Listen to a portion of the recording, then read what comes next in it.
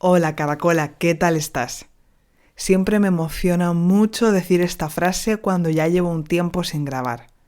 Espero que hayas disfrutado mucho de las fiestas de Navidad, si las celebras, y si no, pues que al menos hayas comenzado bien este 2023, que tengas planes emocionantes entre las manos y que no te hayas puesto malo, porque no sé tú, pero yo tengo la impresión de que últimamente todo el mundo está malo todo el tiempo, incluida yo.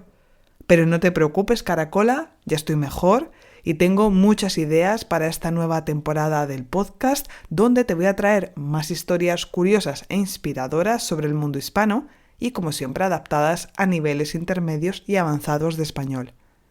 En 2023 voy a continuar con el formato con el que ya estuve experimentando el año pasado y que os gustó mucho, es decir, que cada mes habrá una historia o una entrevista y además un episodio más breve donde te voy a hacer hablar español.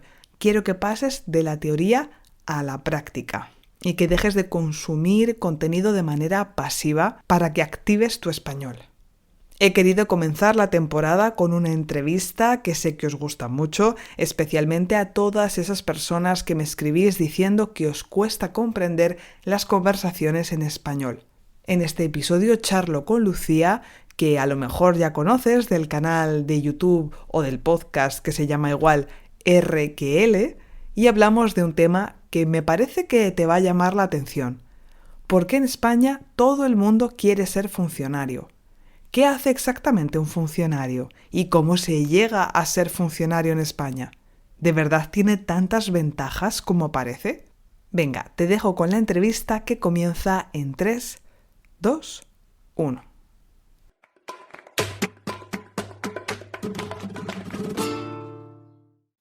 ¿Y cuando tú eras pequeña te imaginabas que ibas a ser youtuber o funcionaria? Las dos cosas.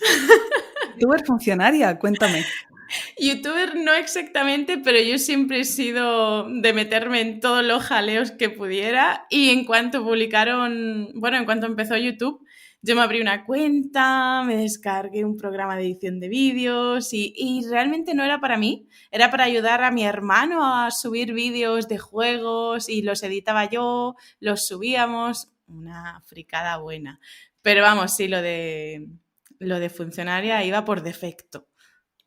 O sea que youtuber era por pasión y funcionaria era algo que tú sentías como una especie de un destino marcado. Sí, O sí, sí. ¿cómo era esto? A ver, tú cuando eras pequeña, ¿qué querías ser de mayor? Porque hay pocos niños que digan, yo de mayor quiero ser funcionario. La mayoría quieren ser pues astronauta, no sé, músico, bailarín, no sé, médico, algo así como lo que suelen ellos ver. A ti, o sea, ¿tú cómo te imaginabas tu vida cuando eras pequeña? ¿Qué querías ser? Yo tuve diferentes fases, porque siempre he tenido buena nota en todo, entonces en el colegio era como que, bueno, puedo ser médica, pero también quiero ser escritora y al mismo tiempo estoy escribiendo guiones, bueno, es que era, ya te digo, buena friki, escribía guiones de películas y luego, sí, sí, y luego con amigos grabábamos. Al final terminaba en una cosa que no tenía ninguna relación con el guión, pero era guionista, ¿eh? Era guionista. Sí, soñaba con ser por fases escritora. De hecho, publiqué un vídeo un libro cuando tenía, no sé, 16 años o algo así. ¡Ah, qué mona! Un libro que había escrito con 13. Así que sí. Oh, ¿se Quería puede ser... encontrar? No se puede, no se puede. Oh, No se vaya, puede, por Dios. es un secreto. O sea, sí se puede, pero no se puede. Me da un poquito de vergüenza ahora. Y también estaba entre médica, profesora. Médica me duró pocos años, era más por influencia de cierta parte de la familia, lo de ser médica. Yo quería ser especialmente profesora, escritora y profesora. Y sí, estaba como predestinada a meterme a funcionaria. En mi cabeza, los funcionarios eran los que tenían una verdadera calidad de vida y quien no era funcionario estaba condenado a perder el trabajo en cualquier momento, a no tener unos ingresos constantes, estables, como si fuera una pesadilla. Esa era la idea que yo tenía en mi cabeza. El funcionariado vive genial, es lo ideal, hay que conseguirlo. Y lo demás, fatal. Pero ¿y esta idea del funcionariado con un trabajo muy estable y una buena calidad de vida, tú la tuviste desde pequeña observando, no sé, a otras personas que conocías que eran funcionarias o bien era algo que te inculcaron tus padres? Creo que las dos cosas, sí. En mi casa lo veía eso de estudiar unas oposiciones, conseguir la plaza, tenerlo como objetivo de vida, conseguir la plaza cuanto antes. Entonces yo lo observaba, pero también me lo decían. Y de hecho, siempre me veía a mí misma por toda esa influencia trabajando en un instituto. Y a veces yo me preguntaba, ¿esto no es aburrido ir al mismo sitio todos los días de mi vida a repetir las mismas lecciones una y otra vez? Me lo pregunté más de una vez, pero era como, bueno, es lo que hay. Entonces, ¿tú te imaginabas que si querías ser profesora, que era una de tus vocaciones, la única opción prácticamente era ser funcionaria?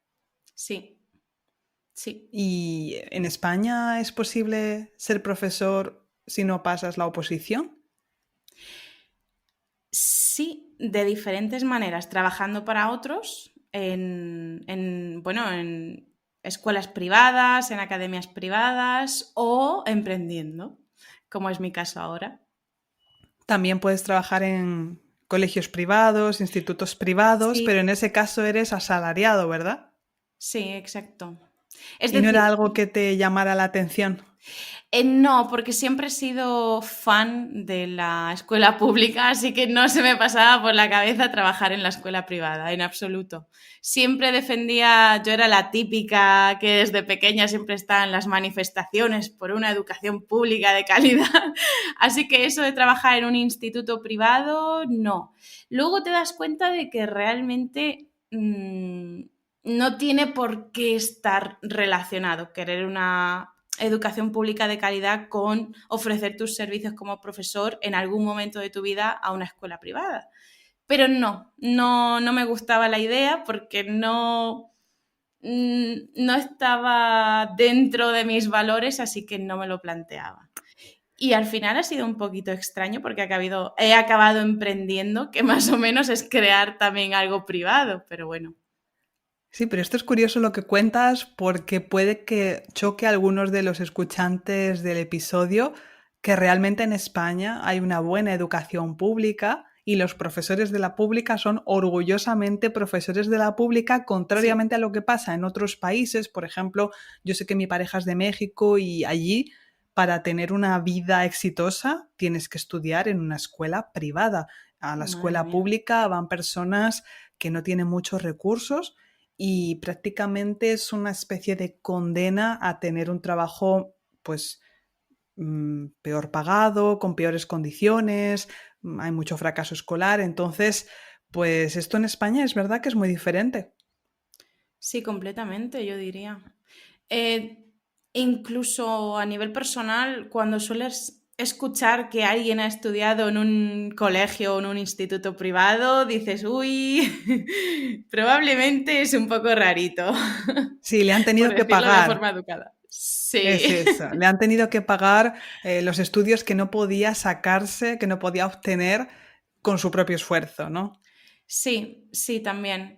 Y sí, la escuela pública en España me parece de una grandísima calidad. Los profesores en general son muy buenos. Por supuesto que siempre te vas a encontrar con alguien que no, pero en general todos los recursos, el profesorado, todo es muy bueno.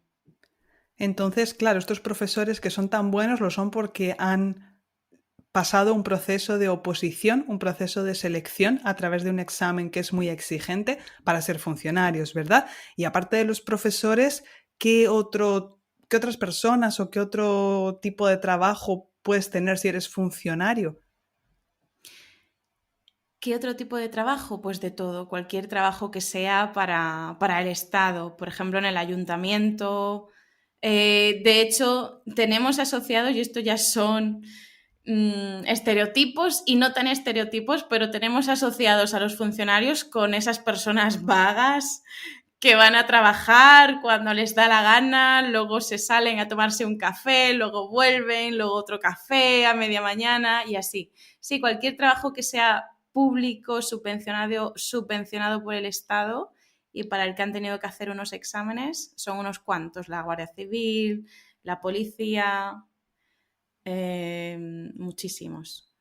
Es verdad que sobre todo esto que estás contando se refiere a los trabajadores de la administración pública, que son Sí. las personas que trabajan en, por ejemplo, en la seguridad social o en los diferentes ministerios donde pues Ujú. tienes que ir para pedir papeles, trámites, y entonces son personas que trabajan más o menos de 8 de la mañana a 2 3 de la tarde y tienen esa fama de que, como decía Larra, un escritor español, vuelva usted mañana. Es decir, que Sí. tú vas y no hay nadie. O te dicen, no, hemos salido a desayunar y te toca esperar. O bueno, es verdad que tienen mala fama, pero yo tengo que decir desde aquí que los defiendo porque mis dos padres son trabajadores en la Ajá. administración pública y no voy a negar que sí que me han contado que hay, pues, eh, cosas que pasan, compañeros incompetentes o lo del desayuno sí que es una institución, eso no se puede luchar contra eso porque forma parte como del ADN del administrativo, pero bueno, es cuestión de saberlo y no ir a las 10 o a última hora que a lo mejor se toman una caña, es mejor ir pues eso, a primera hora o a partir de las 11:30, 12, seguro que están. ¿El sueldo cómo es? ¿Tú sabes cuánto ganan los funcionarios en España? Depende de la profesión. Me parece que los profesores, bueno, porque siempre está como un salario de base, el salario básico, y luego a este se añaden varios complementos y unos cuantos de estos complementos pueden ser por la comunidad autónoma. Por ejemplo, los profesores de secundaria que trabajan en las islas o en Ceuta y Melilla cobran más por ese lugar más especial, digamos, que los que cobrarían que lo que cobrarían en Andalucía O sea que o en eso Murcia. también hay que tenerlo en Sí. cuenta, que no lo hemos dicho, pero en España el sistema de acceso al funcionariado en la mayoría de ámbitos, como la sanidad, la educación, ámbitos bastante básicos, están delegados en las comunidades autónomas, contrariamente a Francia, porque yo soy funcionaria en Francia, además de emprendedora, pero tengo una plaza fija en la educación nacional francesa. En mi caso pasé una oposición nacional, sin embargo en España tendría que haber elegido en qué región quiero sacarme la oposición. Sí, exacto. Sobre este tipo de oposiciones sé un poquito más que, por ejemplo, sobre los médicos no tengo ni idea, pero sí, del profesorado, aunque nunca me he llegado a presentar a ninguna oposición, ni lo he intentado, ni nada en absoluto, tengo un poquito más de idea porque tengo muchos amigos que están sufriendo las oposiciones ahora. Sí, tú tienes que elegir en qué comunidad autónoma te vas a presentar y de hecho no te puedes presentar a cualquiera porque sí. Por ejemplo, si te vas a presentar en la Comunidad Valenciana, en Cataluña, en el País Vasco, necesitas, si no me equivoco, un C1 de la lengua cooficial que haya en cada comunidad autónoma. Entonces, por ejemplo, no parte con las mismas condiciones una persona que es de allí y es bilingüe que una persona que, aunque sea española, viene de otra comunidad que no es bilingüe. Si alguien de Murcia se quiere presentar en la Comunidad Valenciana, tendría que estudiar valenciano y conseguir el título oficial de C1. Y una vez ya tiene este título, entonces sí, puede solicitar hacer las oposiciones, se presenta, hay varias pruebas de distinto tipo, hay que estudiar un montón de temas, no sé ni cuántos, 72, ni idea, un montón de temas. Hacer examen, pasar la primera prueba, luego tienen que hacer la defensa de una presentación, bueno, ni me acuerdo, pero el caso es que es bastante difícil y una vez lo terminas, recibes la nota, probablemente has suspendido por estadística, ¿no?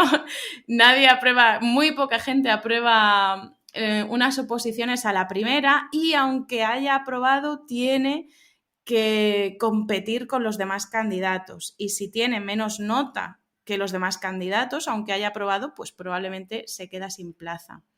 Por eso muchos opositores se presentan en distintas comunidades al mismo tiempo si no coincide el examen el mismo día. Pero muchas veces las administraciones ponen los exámenes el mismo día en las distintas comunidades autónomas para que no te presentes a 5 exámenes el mismo año. Está todo pensado, como se dice. Pues fíjate qué Sí. curioso que aquí en Francia hacen falta tantos profesores porque en las oposiciones para profesorado, en las diferentes especialidades, no se llenan las plazas. O sea, hay más plazas que candidatos.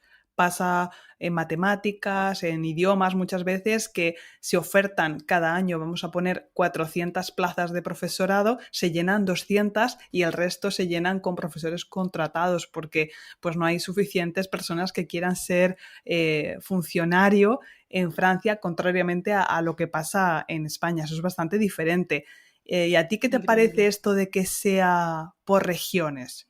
¿Preferirías que fuera como en Francia, un sistema nacional o no? Bueno, Caracola, antes de que Lucía nos dé su respuesta, quería pasarme por aquí porque seguramente has aprendido ya un montón de expresiones que no conocías en este episodio y entre nosotros eso a veces es entre motivador y frustrante, ¿a que sí?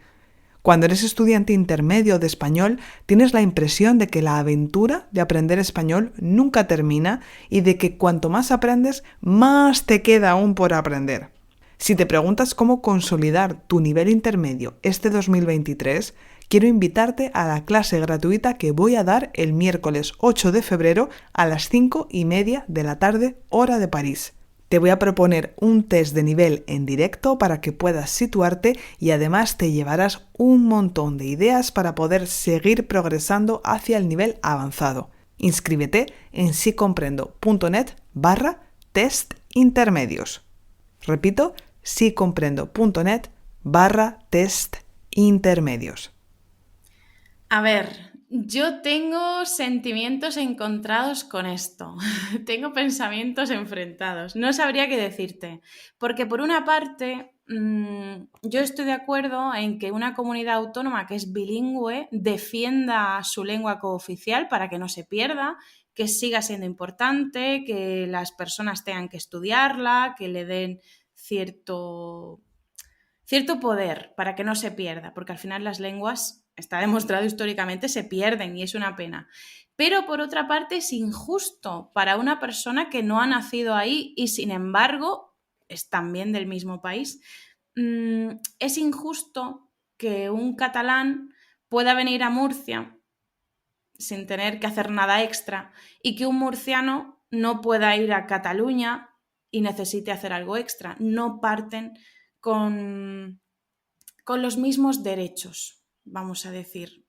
Hay cierto privilegio para el que sabe otra lengua, pero es que, claro, vamos a quitarles su identidad porque yo quiera tener más privilegios. Es que no lo tengo claro, Tengo ahí sentimientos encontrados. Es verdad que es un temazo, sobre todo porque muchas veces lo que pasa es que si tú dices, bueno, pues yo estoy de acuerdo en que tengo que aprender vasco si quiero enseñar en el País Vasco, siempre y cuando mi asignatura se enseñe en vasco, que eso también sería otro debate, porque si voy a ser profesor de inglés, pues debería ser suficiente hablar inglés y español o castellano, entonces, pues bueno, pero quizás una posibilidad fuera que te dejaran opositar y te dejaran, por ejemplo, un año, el tiempo que tardas en obtener el puesto fijo en la comunidad para que presentaras ese título de idioma, porque una vez estando allí es mucho más fácil que aprendas.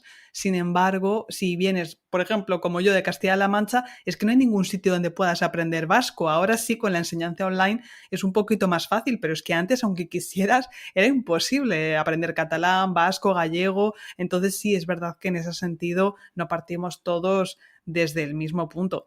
Y comentabas también que tus amigos estaban sufriendo, ¿no? Ahora preparándose las oposiciones, que es justo en el momento en que estamos grabando, es finales de junio de 2022 y es el momento en el que son todos los exámenes, sobre todo para los profesores, pero el resto pueden ser en otros momentos del año. Y entonces me estabas hablando de sufrimiento, de desigualdad, de además un trabajo que no siempre es tan estable como parece, que el sueldo no es para tanto, la verdad, depende, el de profesor no está mal, pero un funcionario como por ejemplo mis padres en la administración pública es un sueldo que no evoluciona prácticamente nada a lo largo de tu vida. Si hay todas estas peros, estas partes negativas, ¿por qué a la gente sigue soñando en España, la mayoría, no digo todos, pero sobre todo desde la crisis mucho, en tener un puesto de funcionario? Porque creo que todos tenemos la idea, que me parece que es así, aunque sea bastante complicado, de que vas a sufrir al principio, los primeros años, vas a sufrir con las oposiciones, vas a sufrir si, por ejemplo, tú te presentas en Andalucía porque hay más opciones, pero realmente tú quieres vivir en Castilla-La Mancha, entonces te tienes que esperar, creo que son 5 años o algo así, para pedir el traslado. Si consigues la plaza en Andalucía, tienes que esperar otros años, pedir el traslado, que te lo concedan, pero una vez ya has pasado todo ese proceso y ese sufrimiento, es cuando llega la época, la mejor época, se supone. Entonces el sufrimiento sería el comienzo y luego ya compensa lo que tienes. Creo que por eso la gente quiere ser funcionaria, porque aunque sea un poquito de sufrimiento al principio, después todo es más fácil y hay estabilidad, no tienes que estar preocupándote por si va a venir una crisis. Por ejemplo, ahora que va a venir una crisis, las personas que no son funcionarias quizá están más preocupadas, ¿no? Porque pueden preocuparse por si van a perder sus trabajos, por si va a haber ofertas, demandas para su empresa, si tienen que, por ejemplo, una fábrica de colchones, si va a haber demanda de colchones, suficiente trabajo para todos. No es lo mismo, un funcionario ya tiene trabajo para toda la vida y no tiene que preocuparse por esas cosas. Yo creo que por eso la gente sigue queriendo ser funcionaria. Te voy a leer, Lucía, una cita que dijo Antonio Banderas, el famoso actor español, en el año 2019 en un programa de televisión. A ver qué te parece. Dijo: A ver. en España el 75% de los jóvenes quieren ser funcionarios. En Estados Unidos el 75% de los jóvenes quieren ser emprendedores. Ahí está la diferencia entre un país socialista estancado y un país próspero y libre. ¿Cómo te quedas? Wow. Wow. Hombre, también creo que en España tenemos más protección social que en Estados Unidos, ¿eh? Me parece. Todo Pero, hay que decirlo. pero dirías que el 75% de los jóvenes españoles quieren ser funcionarios. ¿Te parece que esta No, no cifra... me parece bien. No, no, no, no, no, en absoluto, en absoluto. Me parece que falta alma emprendedora por todas partes. Aquí en España levantas una piedra y tienes un futuro funcionario. Pero sí, me parece que hay que incentivar más el emprendimiento, hay que educar más a los jóvenes para que quieran ser más independientes del Estado, que no dependan tanto, que sean más innovadores, que busquen nuevas ideas, que quieran arriesgarse con sus propios proyectos. Eso le falta bastante a España, pero bastante, bastante. Pues fíjate que, bueno, esto es una cifra que él comentó que se la había sacado de la manga, que no citó ningún estudio ni nada. Hay otros estudios, por ejemplo, el de Educa 2020, que se hizo en colaboración con la Fundación AXA, que refleja que solamente el 25,2% de los jóvenes realmente querrían trabajar en la función pública. Esto, como todo, es un estudio entre tantos otros. Yo estoy de acuerdo contigo en que hay una tendencia en España, yo diría, a ser un poquito más conformista, menos arriesgado, pero me pregunto si esto es algo más como de nuestro carácter o es la situación la que lo provoca, porque claro, yo veo, por ejemplo, a mi hermana o otros amigos que trabajan en la empresa privada y creo que la causa de que la gente quiera ser funcionario no es tanto que sea súper guay ser funcionario, sino que es que el tejido empresarial o la política empresarial que hay en España deja mucho que desear. Sí. Sí, para ser asalariado deja muchísimo que desear y para ser autónomo también, para ser empresario también. lo que decíamos, la incertidumbre si eres asalariado. Bueno, ahora lo están mejorando, se han encargado de que haya muchísimos más contratos indefinidos, pero aún así.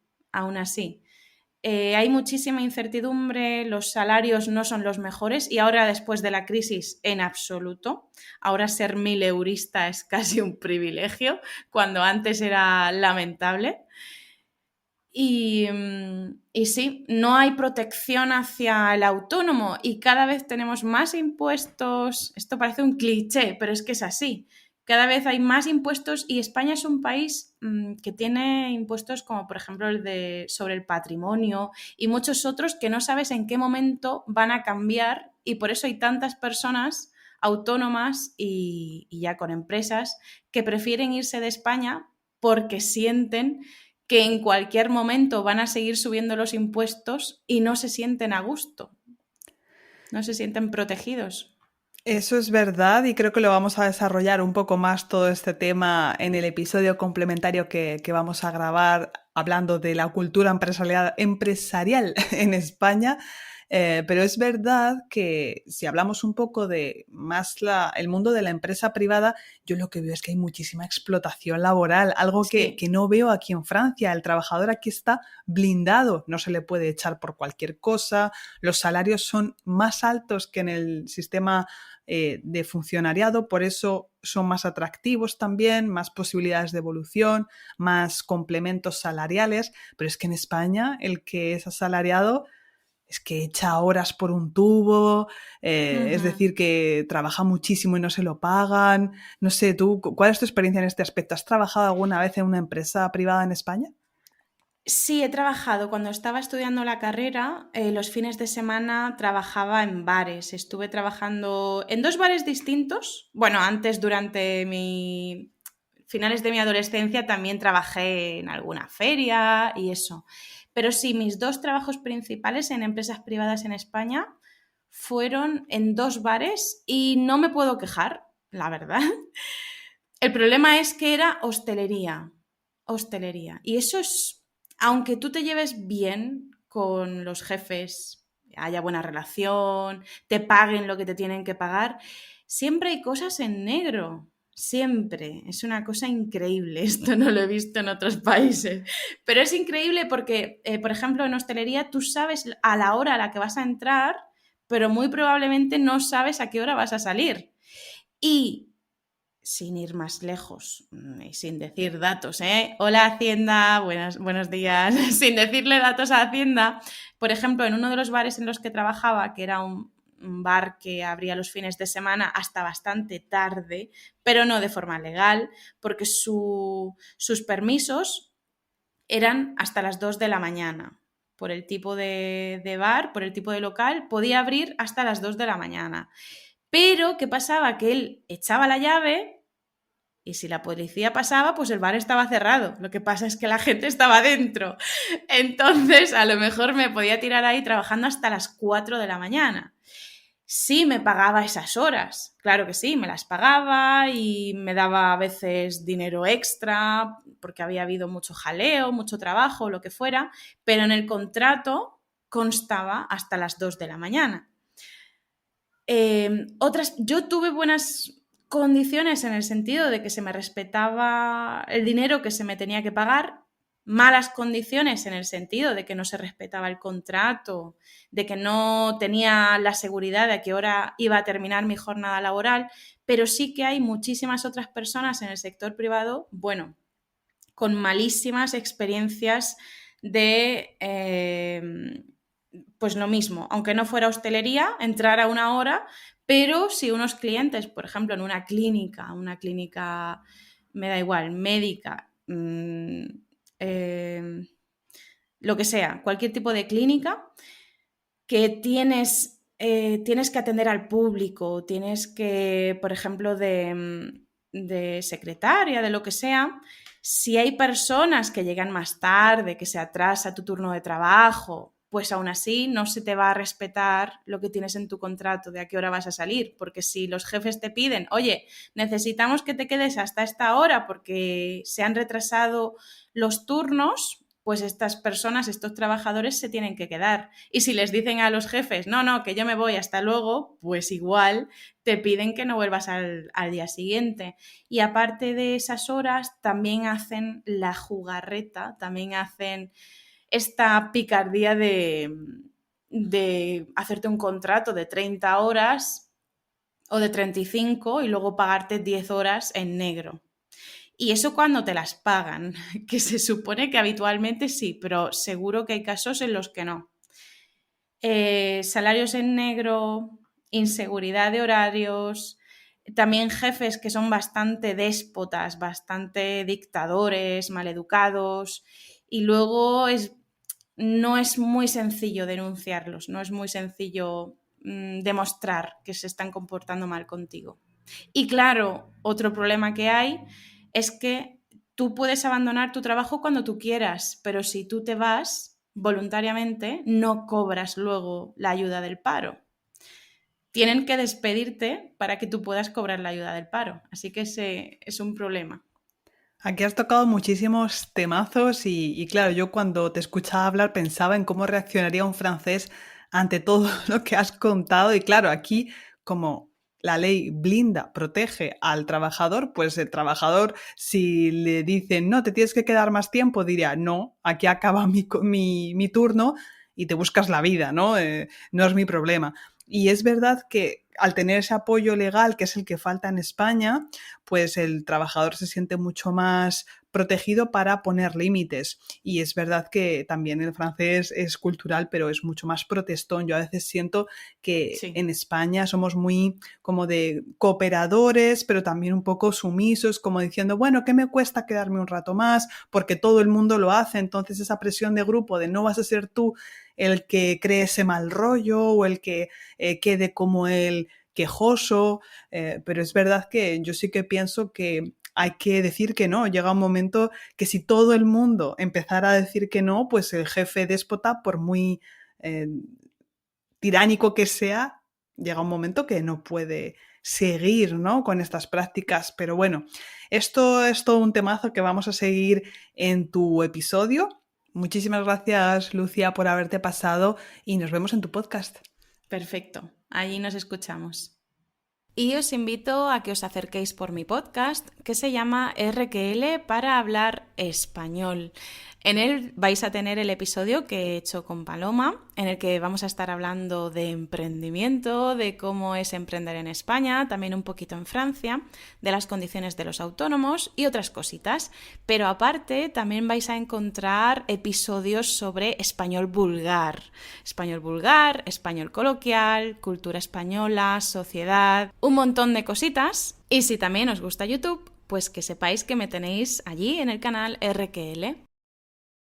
Y eso es todo. Si has llegado hasta aquí, imagino que has pasado un buen momento. ¿Me ayudas a que este podcast gane en visibilidad? Comparte una evaluación positiva en Apple Podcast y recomiéndalo a tus amigos. Gracias por hacer que este proyecto tenga sentido. Cuídate y hasta pronto.